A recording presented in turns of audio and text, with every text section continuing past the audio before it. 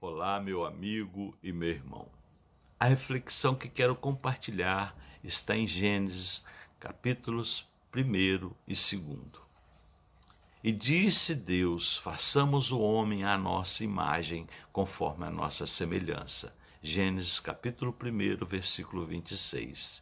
E formou o Senhor Deus o homem do pó da terra e soprou em suas narinas o fôlego da vida. E o homem foi feito alma vivente. Gênesis capítulo 2, versículo número 7.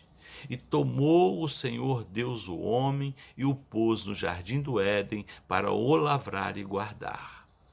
E ordenou o Senhor Deus ao homem, dizendo: de toda a árvore do jardim comerás livremente, mas da árvore do conhecimento do bem e do mal, dela não comerás, porque no dia em que dela comeres, certamente morrerás. Gênesis capítulo 2, dos versículos 15 a 17. O que é o homem? Por um ato especial, o homem foi criado por Deus à sua imagem e conforme à sua semelhança, e disso discorre o seu valor e dignidade. Deus fez do homem um mini-universo: corpo, alma e espírito. Corpo é sede da consciência do mundo ou autossensível. O seu corpo foi formado do pó da terra e para o mesmo pó há de voltar. O espírito, sede da consciência de Deus. O seu espírito procede de Deus e para ele retornará. E o pó volte à terra como era, e o espírito volte a Deus que o deu. Eclesiastes capítulo 12, versículo número 7. O Espírito é o campo seguro para Deus operar em nós. O Espírito é a nossa relação com Deus e a nossa relação com Ele, bem como a nossa relação moral com todos os objetos criados. O Espírito do homem é a lâmpada do Senhor, que esquadrinha todo o interior até o mais íntimo do ventre. Provérbios capítulo 20, versículo 27. O que é o espírito?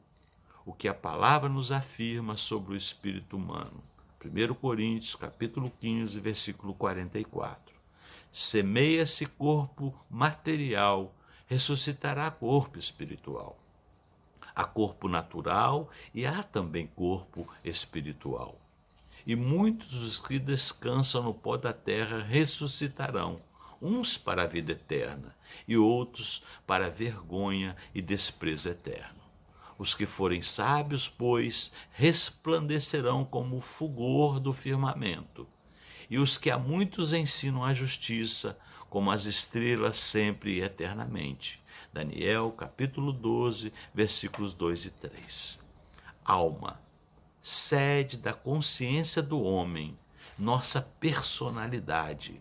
A alma é o eu, onde está toda a decisão, sentimentos como raiva, tristeza, felicidade, alegria e etc.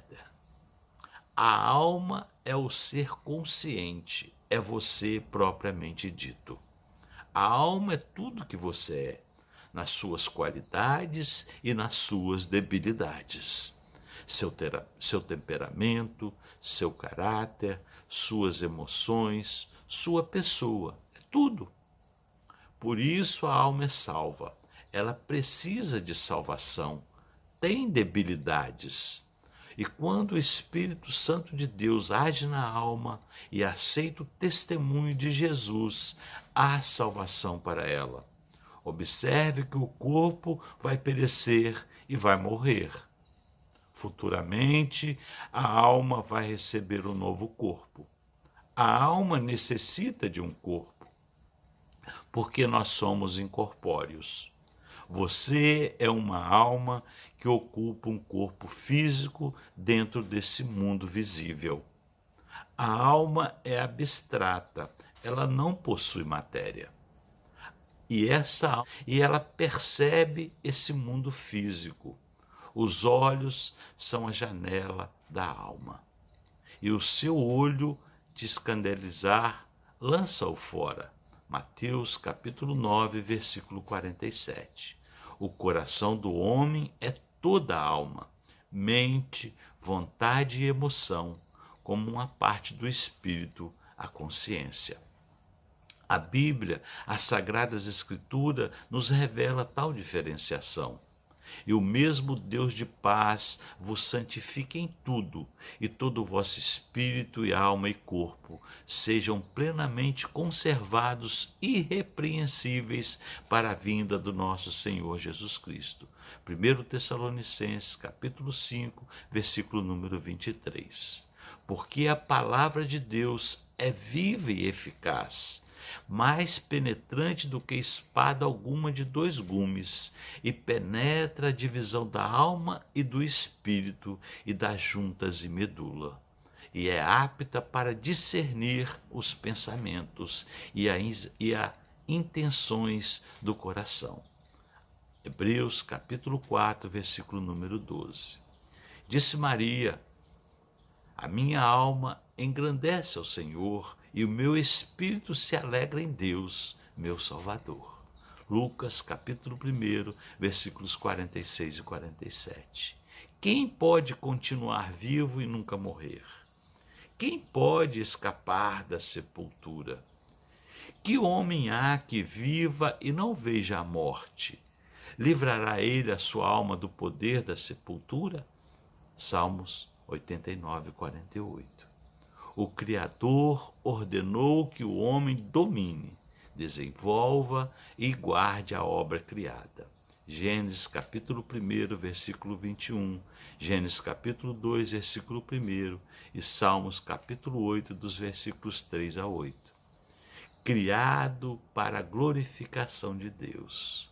Atos 17, 26 a 29 e 1 João, capítulo 1, versículos 3, 6 e 7. Seu propósito é amar, conhecer e estar em comunhão com o seu Criador, bem como cumprir a sua divina vontade. Ser pessoal e espiritual. O homem tem capacidade de perceber, conhecer e compreender, ainda que em parte, intelectual e experimental, a verdade revelada, e tomar suas decisões em matéria religiosa, sem a mediação, interferência ou imposição de qualquer poder humano, seja civil, militar ou religioso. Porque há um só Deus e um só mediador entre Deus e o homem, Jesus Cristo, homem. 1 Timóteo, capítulo 2, versículo número 5. E quando o Filho do Homem vier em sua glória, e todos os santos anjos com ele, então se assentará no trono da sua glória. E todas as nações serão reunidas diante dele, e apartará um dos outros, como o pastor aparta dos bodes as ovelhas. E porá as ovelhas à sua direita, mas os bodes à esquerda. Então dirá o rei aos que estiverem à sua direita: vinde, benditos do meu Pai, possui por herança o reino que vos está preparado desde a fundação do mundo. E também dirá aos que estiverem à sua esquerda: apartai-vos de mim, malditos, para o fogo eterno, preparado para o diabo e seus anjos. Mateus capítulo 25, versículos 31 a 34 e versículo 41. Porque se cremos que Jesus morreu e ressuscitou, assim também aos que em Jesus descansam, Deus os tornará a trazer com ele. Dizendo-vos, pois, isto, e pela palavra do Senhor, que nós, os que ficarmos vivos para a vinda do Senhor, não precederemos os que descansam. Porque o mesmo Senhor descerá do céu com alarido, com voz de arcanjo e com a trombeta de Deus. Os que morreram em Cristo ressuscitarão primeiro.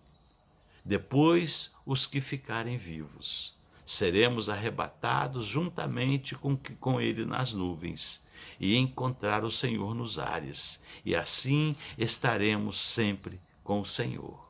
Portanto, consolai-vos uns aos outros com estas palavras. 1 Tessalonicenses, capítulo 4, versículos 16 e 17. Eis aqui vos digo um mistério. Na verdade, nem todos dormiremos, mas todos seremos transformados. No momento, num abrir e fechar de olhos, ante a última trombeta, porque a trombeta soará, e os mortos ressuscitarão incorruptíveis, e nós seremos transformados. Porque convém que isto que é corruptível se revista de incorruptibilidade, e que isto que é mortal se revista de imortalidade. E quando isto que é corruptível se revestir de incorruptibilidade, e isto que é mortal se revestir de imortalidade, então cumprir-se-á a palavra que está escrita: tragada foi a morte na vitória. Onde está, ó morte, o teu aguilhão? Onde está, ó inferno, a tua vitória? Ora, o aguilhão da morte é o pecado, e a força do pecado é a lei. Mas graças a Deus que nos dá a vitória por nosso Senhor e Salvador Jesus Cristo.